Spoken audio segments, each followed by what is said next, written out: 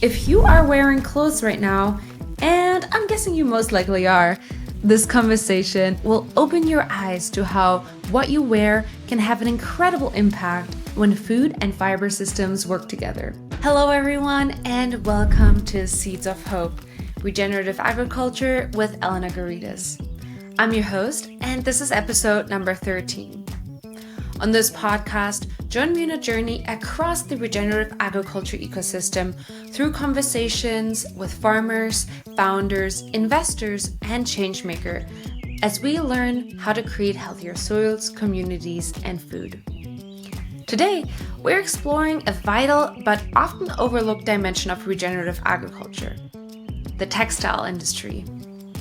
I'm excited to be joined by Beth Jensen, Senior Director of Climate and Nature Impact at Textile Exchange, a global nonprofit organization working with the fashion and textile industry to reduce its environmental footprint through better material choices.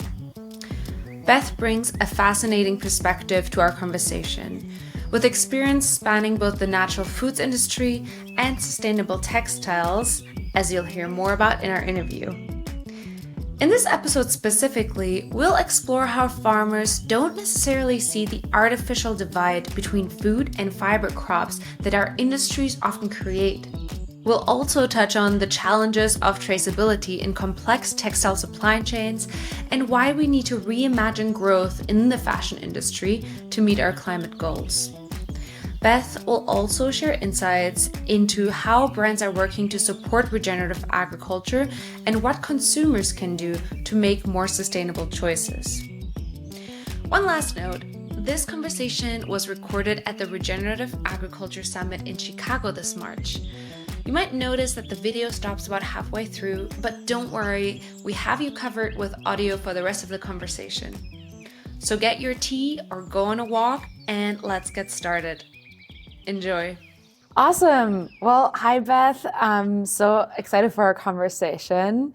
As we'll soon find out as we dive into our conversation, this is the first one I've had on the podcast about textiles in the regenerative space. And you have a very unique also perspective because you also have experience in the natural foods industry and now you work with Textile Exchange. So I'd love for you to introduce yourself and share a little bit about how you got here, and then we can dive into what is Textile Exchange and why do we care about regenerative agriculture in that context? Yeah, happy to. So, my name is Beth Jensen, and I am currently the Senior Director of Climate and Nature Impact at Textile Exchange. My journey to get to Textile Exchange has been such that I guess for the last 20 years or so, I've been more so transitioning over into the fiber side and the textiles and apparel, primarily through an initial role in the outdoor industry. So in 2010, after I got my MBA at the University of Colorado in Boulder, I was kind of looking at what my career reset would be after that, and I ended up getting a role with Outdoor Industry Association, which was their first full-time role in sustainability. And that's the trade association, a US-based trade association for outdoor apparel, footwear, and gear products. And so getting into that role really kind of then led me into just the broader apparel, textile space, and really specifically focusing on materials and sustainable materials. But prior to doing my MBA, I worked for a marketing company in the natural products space. So back in 2003, 2004, doing field marketing campaigns for different natural products companies and trying to sort of spread the word about the concept of natural and organic. So it was sort of really early days for all of that, or fairly early days for all of that. And then when I went back and got my MBA, I really kind of pivoted a bit, but not a huge pivot, right? And now actually the concept of regenerative agriculture is bringing both of these worlds together again, both what we call food and fiber. We like to talk about it. They're interconnected systems, in many ways have similar types of supply chains and supply chain issues and challenges.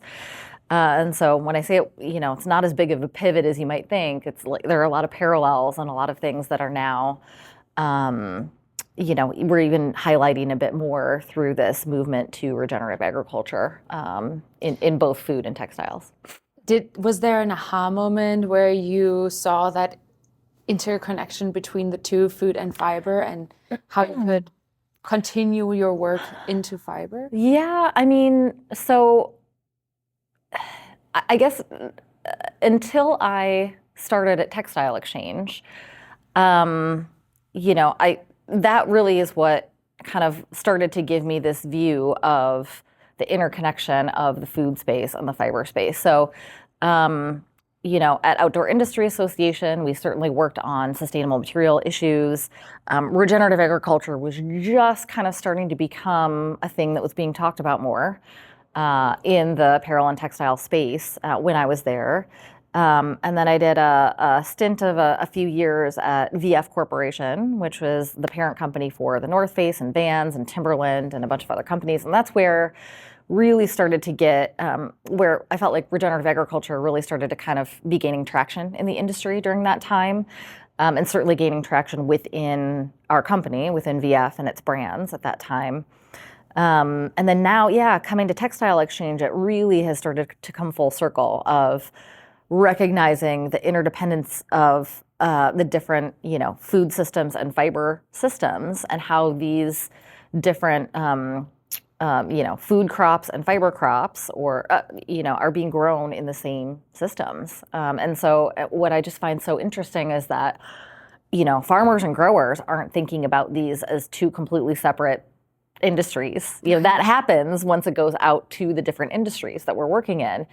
And so, really kind of working to build those connections. Now, obviously, I work with Textile Exchange. We're in the global textile and apparel sector, and, really working to build those connections with the food sector and try to understand kind of how can we do a better job of collaborating as industries, so that, producers aren't talking to two separate industries with, two completely different approaches to things. How can we start to, as industries, do a better job of collaborating on sort of I would say, more on the brand side of things. And, so as Textile Exchange, and I can talk a bit more about who we are in a minute, but we, our community includes both brands and retailers and producers. And that's really important to make sure we're getting kind of both sides of what's needed around topics like regenerative agriculture and biodiversity and other topics that are relevant to our sector. Yes, and I love you touch on biodiversity and other topics, and we'll dive into that later. But so our audience has mostly been hearing a lot about the food system. And you mentioned how interconnected they are, and I love this framing of a farmer will farm a crop on their fields, and it's not necessarily in a textile or food fiber or food bucket necessarily. So what are the ways that those two systems are interconnected when you think about the food system and the fiber system? How can someone understand that connection? Yeah. I mean, I guess a couple examples of this. We know that cotton and peanuts are being grown together on many systems, in many farming systems. Another example of this is rubber and coffee. So coffee being grown on rubber plantations. And then just in general, the idea of integrating livestock into cropping systems, is something that is certainly can be beneficial for all of the the different sort of soil health and the different benefits that are spoken about as part of regenerative agriculture. But those are just a few examples. And I'm not a farmer. I grew up around farms in rural Wisconsin.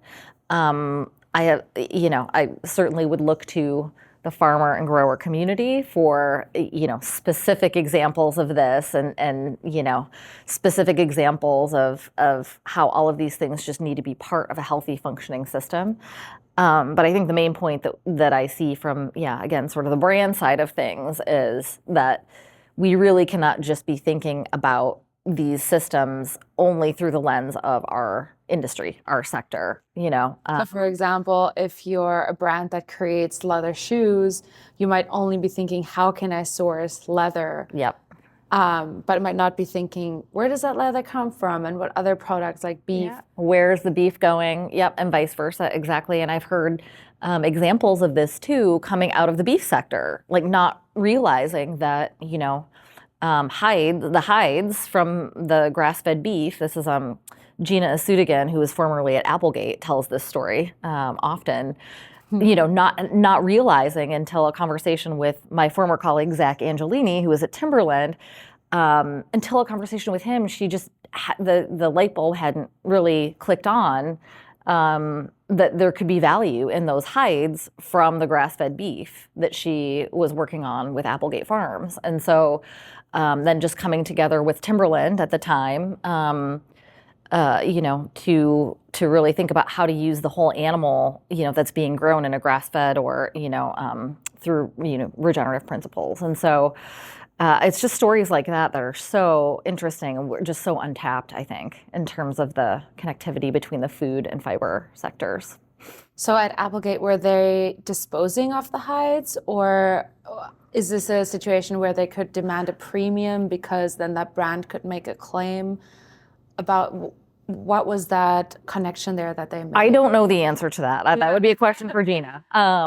But from my understanding, it's just more of they just didn't really know where the hides were going and kind of didn't care until they realized that there was value in those hides that were being grown as part of a grass-fed or regenerative system. And I mean, in general, hides are typically a byproduct of the meat industry. So that is a real thing and something that I think the apparel and footwear industry has really been trying to work on in this movement toward regenerative leather production systems, regenerative grazing systems, is how to move those hides through the supply chain, under the reality that often they're considered just a byproduct of the meat industry. So how can we start to identify where those good practices are happening, how to ensure those hides stay segregated throughout the supply chain so that, the ones that are being grown in sort of more regenerative types of production systems are, have provenance as they're moving through the supply chain. So traceability. Traceability, exactly. And like none of that has really historically been built into the leather supply chain. I mean, but this is the case across, all of the textile materials that we use in the industry, I would say, is that, that's why standards and certifications exist, is to help ensure that traceability throughout the supply chain. But certainly, these supply chains are so complex, and often there's just not visibility for a brand to know exactly where their materials are coming from. And often that's just because of how the supply chain was set up. So as an example, there are often aggregators in the supply chain who are, taking, wool from a number of different farms or farm groups, or taking cotton from a number of different farms or farm groups, or leather hides and processing them, leather hides from a number of different ranches or other sources, processing them, but they're all getting mixed together, right? So the end consumer, the end buyer, I guess I should say, doesn't, without really going back through that supply chain and doing that traceability process, building those relationships across the supply chain, making sure there's that sort of segregation of those materials happening, that chain of custody happening, it's not an automatic thing to be able to know exactly where your materials are coming from. And so that's a big challenge that we continue to face as an industry that we need to work through, as we look to build out more regenerative production systems, as we look to start to measure more nature-related impacts, landscape-level impacts related to nature. This is something we talk about within our science-based targets for nature guidance that we published for the industry last month, which would have been in February of 2025. Yeah, I mean, it's a unique and challenging aspect of our industry in terms of kind of how complex the supply chains are and how they've been set up over the last number of years. Right. And you hit on those two, the transparency and also then the relationships between supplier and buyer Yes. that are critical when you're trying to change production and align that demand side with the production of sustainable or regeneratively farmed, whether it's cotton or other fibers. So at Textile Exchange, you work with a lot of brands that do have either sustainability targets or another incentive to source more sustainably, or I don't know what terms different brands might use, or you at Textile Exchange use, and we've been talking a lot about terms and the weight that they carry. So I'm curious, how do you work with brands to facilitate that transition for them? Yeah, well, I feel that I should back up and just talk a bit about who Textile Exchange is first. I would love that. Yeah, so Textile Exchange, we are a global nonprofit organization, and we work with the fashion apparel and textile industry in its efforts to source what we would call preferred materials, but basically lower impact versions of the highest volume, materials, volume and impact materials that we use in the industry today. So what are those? It's leather, as we've been talking about. It's cotton, as we've been talking about. It's man-made cellulosic fibers. What is man-made cellulosic? It's fibers from wood pulp, basically. Yep. And or also from recycled sources as well, recycled cellulosic sources. And polyester, of course, and nylon, and wool, and many other materials as well, cashmere and mohair and alpaca and hemp and other materials. But the first 6 that I mentioned are really the highest volume and impact materials for the industry. So those are the ones we focus most on at Textile Exchange. Do you have any numbers or anything that we can put to this to understand, okay, how do these first 6 compare to the rest? What is the scale difference there? It's generally roughly 80% of the volume and impact in the industry is this is pulled from our annual, the Textile Exchange Materials Market Report. Roughly 80% of the volume and impact of the fibers used in the industry come from those first 6. And so that's where we focus as Textile Exchange. And what does that mean? So for natural fibers, that really means moving toward regenerative and organic production systems. So we believe they're both, going to be imperative to moving us in the direction we want to go, that we need to go as an industry. And then on the sort of synthetic fiber side of things, that's really moving as rapidly as possible to true textile-to-textile recycling systems, looking at biosynthetics as well and carbon capture technologies and all of those kinds of things, but with a primary focus on building the systems and infrastructure that we need to rapidly scale textile recycling. So those are the two sides of the equation. It's really promoting and advancing regenerative and or organic sources of natural fibers alongside, essentially figuring out ways to use all of this synthetic material that's already been produced and in use in the world, and eliminating as rapidly as possible the use of virgin fossil fuels to make fibers for our industry. This is kind of the main point there. Yes, and I think one report that really resonated with me was the Reimagining Growth report, and it stuck with me how this highlighting the growth, basically the growth culture in the textiles industry, and how it doesn't necessarily work well with our sustainability goals and ways in which we can reimagine growth, as the title suggests. So as we're talking about this, and then also scaling technologies such as fiber recycling and also the supply chains around that, how do we actually get the end-of-life fiber to be recycled? What are some of the most, from your perspective, being in the space, what are some of the most important takeaways from doing that research and reimagining the way that we have to structure this industry?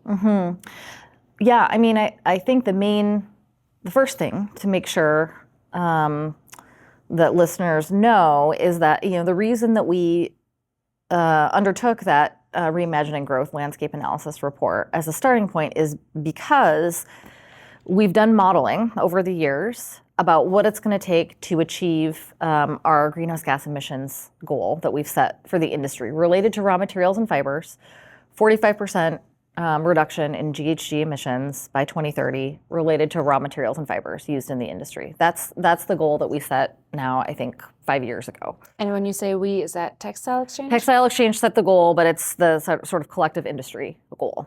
So recognizing, Textile Exchange doesn't make sourcing decisions. We empower our members to make sourcing decisions, and we empower the producers in our community to, move toward, more preferred production systems, basically. Yeah.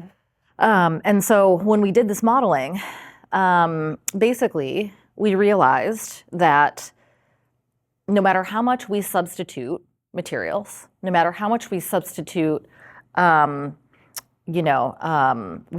fossil-based polyester for textile recycled polyester, no matter how much we substitute, what would be considered more sort of conventional sources of cotton for those that are grown organically or using regenerative practices or those types of things, no matter how much substitution that we do, we're still not going to achieve our greenhouse gas emissions reduction targets if we don't also address the amount of new materials that are being extracted to make new products in the industry. And so that was the impetus for this initial landscape analysis report that we did on this topic. And so that's really the take home. And we're working now on kind of, so then, what are the next steps really for the industry? We lay out a lot of this in the report, but then, how can Textile Exchange in partnership with other organizations really help the industry take action on this? That's the next bit that we're working through now. And so is one of the main things, okay, we're reducing virgin materials that are flowing into the space. But then on the other side, there's also growing and growing consumption demand from customers that's also driven by brands a lot of the times. Do we need to reimagine the way that we assume people consume apparel? Yep. I think that's a piece of it. Now, Textile Exchange, we're an industry-focused organization. Our brands that are part of our community are really the experts at speaking to consumers. But this whole, and it goes both ways as well. So there's overconsumption, that's part of it. There's also overproduction on the part of companies, that's part of it.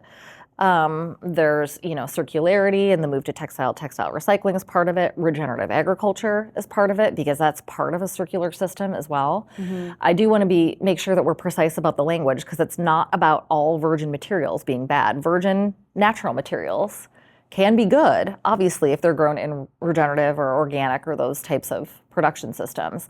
What we're really talking about eliminating is virgin fossil-based materials, and that's the big thing that sort of full stop we need to move away from as quickly as possible as an industry, recognizing also that that's not going to happen overnight. The systems and infrastructure and technology aren't there yet to support a broad scale transition, but we need them to be there as quickly as possible.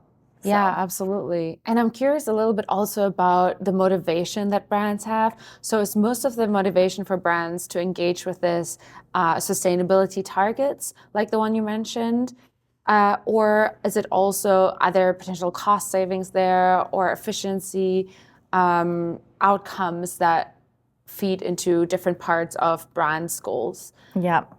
It's hard to, I'm not going to speak for brands. I think it's very probably general to say brands. Yeah, it's probably a mix of all of the above. I think for some, it's probably more of, they see it as more of a marketing play.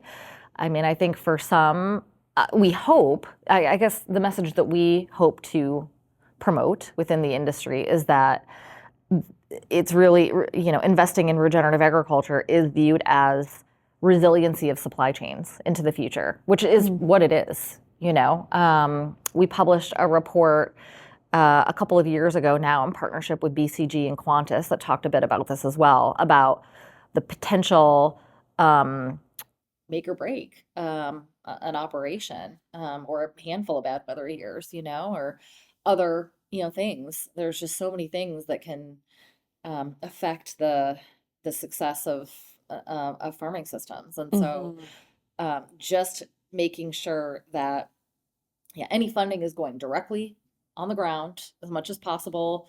You're that as brands, they're thinking through sort of how to build those relationships and build those assurances in, yeah, again, long-term agreements or whatever the method might be. Yeah, and you mentioned earlier how some of these supply chains are really complex and how difficult it can be to really trace the material to the acre on which it was farmed. And so I imagine, so when you're saying brands are starting to build relationships with those farmers, and it's awesome that at convenings like this we can have producers and brands in the same room. But of course, it's not all of the producers that are producing for the brand. So how have you seen in some case studies, for example, or do you have any guidance for how brands can start to develop those relationships with those tier 4 suppliers or producers? Yeah, I mean, the first step is to map your supply chain as a brand. So understand, start to understand who your suppliers even are on the ground. I mean, that's the first step. Know who to even talk to, right? And that often is a lengthier process than people might think, to go back through all the different stages in the supply chain, know who all the kind of the different players are, who all your different supply chain partners are, and then, of course, just starting to build those relationships. So, starting to talk to you once you've identified kind of who your farmers or farm groups are on the ground. Which it sounds like could be quite a It project. could be a project in and of itself just to identify that. So yeah, I mean, but different brands are kind of at different phases of this. It depends on how big you are. There are some brands who are able to source directly from individual farms. There are other brands who, historically source through farm groups. That can also be great, as long as you know who Mhm. your farm group is and have visibility to, kind of what's happening at directly at the farm level through those farm groups. That's a great way to approach it, particularly for larger brands. Um, yeah, I mean, and then at Textile Exchange, as I mentioned, yeah, we do a lot of work with brands and retailers, but we also do a ton of work in supporting producers as well, Mm. supporting farmers and growers and producer groups.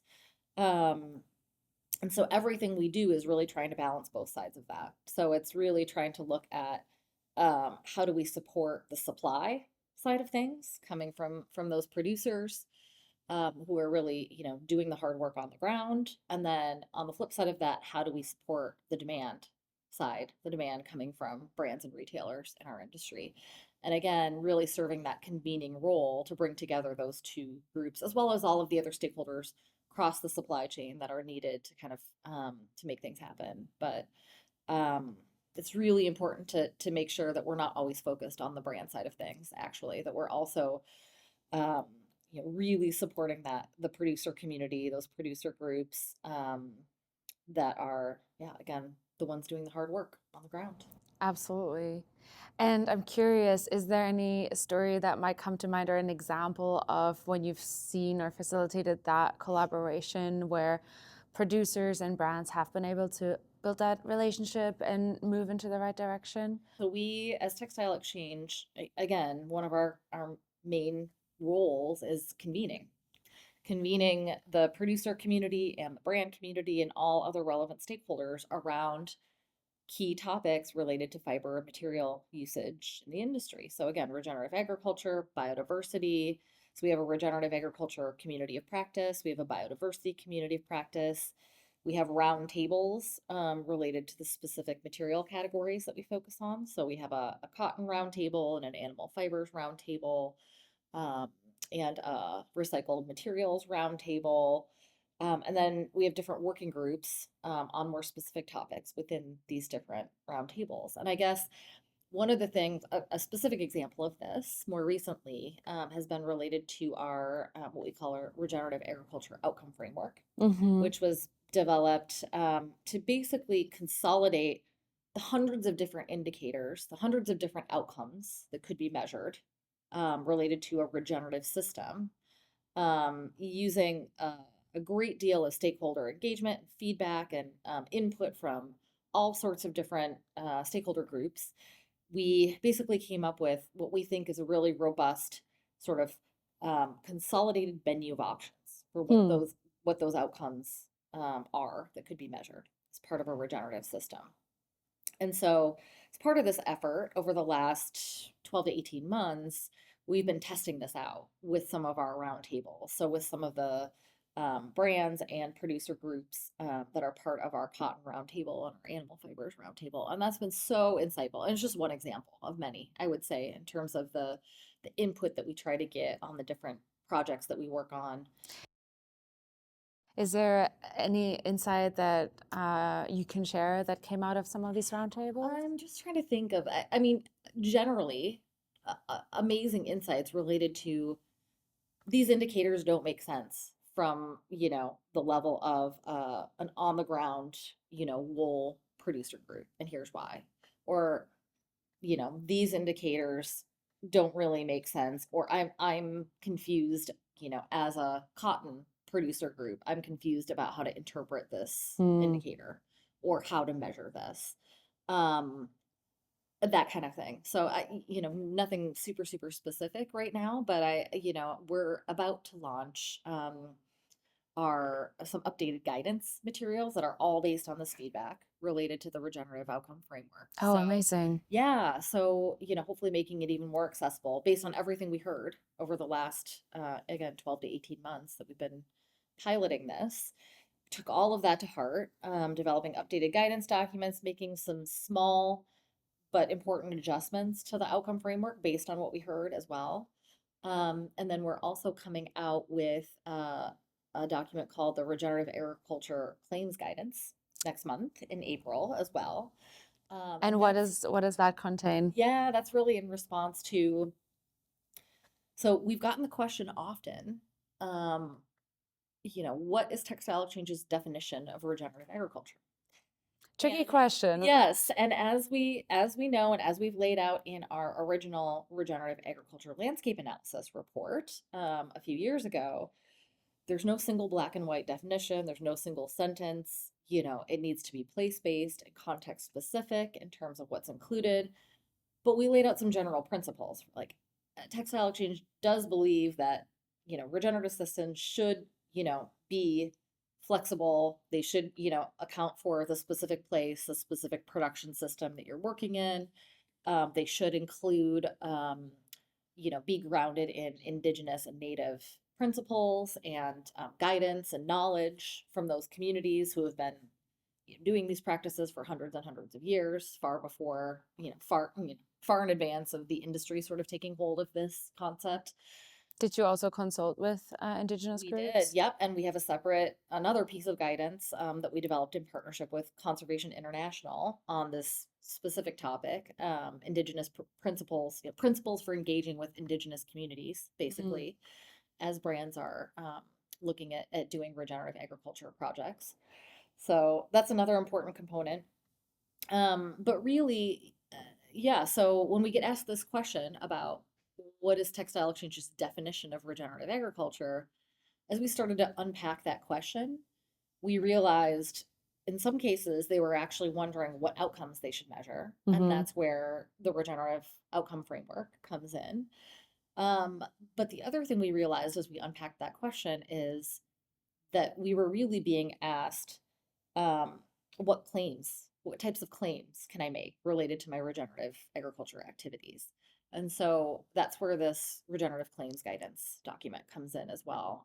Again, developed specifically for the apparel, textile, fashion industry. Not legal guidance, I want to be very clear about that, but sort of general guidance for how to approach thinking about what types of regenerative claims might be appropriate to make. And it's grounded in principles from an organization called ISEAL, that is essentially the standards body for standards organizations, sort of sets the rules about what makes a good credible standard, how to update standards in the right way, how to what they need to contain to be credible, that kind of thing. So they have a great deal of existing guidance on claims and what makes a credible claim. And so we really leaned quite heavily on that guidance for this guidance document. But yeah, we hope and that's coming out again next month in April. It's end of March now, end of March 2025. And we hope that will really help answer some of this loaded question that we're getting related to, a definition of regenerative agriculture as well. Really helping guide companies into, are you trying to make a commitment-based claim? Are you trying to make a claim based on practices that are happening? Or are you trying to make a claim based on outcomes or performance of something? And those are three very different things. And people need to be clear when they're trying to make a claim, which one of those things they're actually trying to accomplish. Yes, and I love that breakdown there, and also focus on, okay, it's context specific, so here's some guidance, rather than saying, okay, this is the definition, because that might be true in one geography but not in another, with one crop but not another. Exactly. You talked a lot about outcomes and the work groups that you're having, the round tables. What role does biodiversity play in all of this? Because there's obviously different outcomes that we can measure when we're talking about regenerative agriculture. So is there a focus on biodiversity as well? Absolutely. So we, as Textile Exchange, speak often about how we believe climate and nature are really two sides of the same coin. They're interdependent. And this is all in line with our Climate Plus approach, our Climate Plus strategy, which we established again about five years ago now, which basically says, yes, as an industry, we need to look at greenhouse gas emissions related to raw materials and fibers. And we also need to do that while we're considering other interdependent impact areas like biodiversity, soil health, freshwater, animal welfare, human rights and livelihoods, indigenous guidance, et cetera, indigenous wisdom, all of that. So we've had this, what we call our Climate Plus approach in place for some time now. And so, yeah, I mean, biodiversity is hugely critical to that. And we have a biodiversity community of practice, as I mentioned, really interdependent with the concept of regenerative agriculture as well. Absolutely. It's not our term, but we use it and credit it often, this term of, wanting to avoid having carbon tunnel vision. And that's exactly what's carbon tunnel vision. It's just, like focusing specifically on greenhouse gas emissions when you're looking at something like regenerative agriculture. So often, well, I shouldn't say often, but sometimes what will happen is, a brand is looking at like, oh, what are some greenhouse gas emissions reduction strategies? Oh, let's look at regenerative agriculture for that. Yes, absolutely. And if you are only doing those things for potential regenerative or for a potential greenhouse gas emissions reduction benefit, you might be disappointed. However, if you're looking at kind of the potential outcomes across the full spectrum of holistic impacts, yes, greenhouse gas emissions, but also, biodiversity, beneficial outcomes related to biodiversity in nature, and better water quality, freshwater quality, and better, soil health outcomes, and all of that, in addition to, again, animal welfare and human rights and livelihoods, then you have a better picture of, a clearer picture of all of the holistic benefits that are associated with doing something like regenerative agriculture. So it's really, we want to avoid this idea that we should only be optimizing for one specific impact, like greenhouse gas emissions, because that may lead to unintended consequences or unintended decisions that get made, or decisions with unintended consequences that get made if you're only trying to optimize for one thing, like GHG emissions. A lot of other things are going to get missed, or, impacts, interdependency of systems is going to get missed.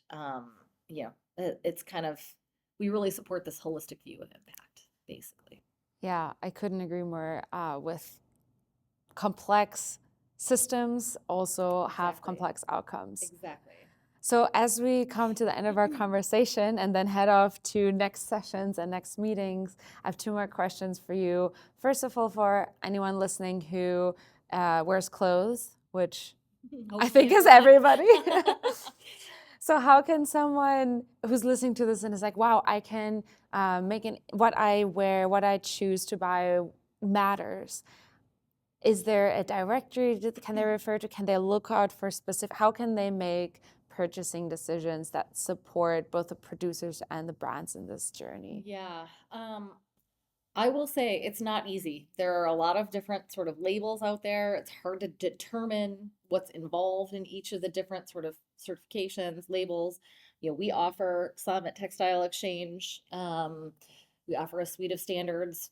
We have, partner organizations across the industry that offer other standards that we're supportive of as well.